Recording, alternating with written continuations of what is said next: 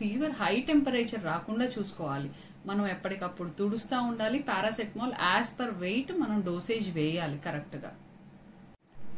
High fever వస్తుంది అంటే పిల్లల్ని తుడవండి.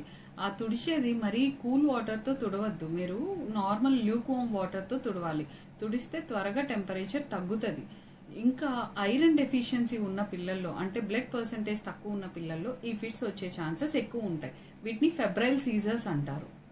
ఆల్రెడీ మీ పిల్లలకి ఒకసారి వచ్చింది ఇలాంటి ఫిట్స్ అన్నప్పుడు మీకు ఒక స్ప్రే అనేది దగ్గర పెట్టుకోండి. పారాసెటమాల్ ఉంచుకోండి అండ్ స్ప్రే అనేది దగ్గర పెట్టుకోండి. మీ పీడియాట్రిషియన్స్ ఇస్తారు. ఆ స్ప్రే ఏంటంటే ఒకవేళ మళ్ళీ ఫిట్ వచ్చినప్పుడు వెంటనే ఆ స్ప్రే అనేది కొట్టేసేసి పిల్లల్ని వెంటనే హాస్పిటల్ కి షిఫ్ట్ చేయాలి. ఆల్రెడీ ఫెబ్రైల్ సీజర్స్ వచ్చిన పిల్లలు ఉంటారు కదా, వాళ్ళకి ఆల్రెడీ చిన్న ఫిట్ టాబ్లెట్ లాంటిది ఇస్తారు.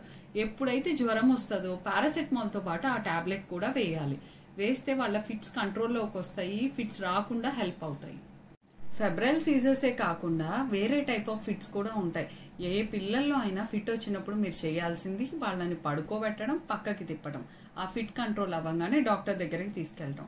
ఇన్ కేస్ ఆ ఫిట్ కంట్రోల్ అవ్వలేదు అంటే ఇమీడియట్ గా రష్ చేయండి హాస్పిటల్ కి. అంబులెన్స్ ని కాల్ చేసి మీరు వెళ్ళిపోండి.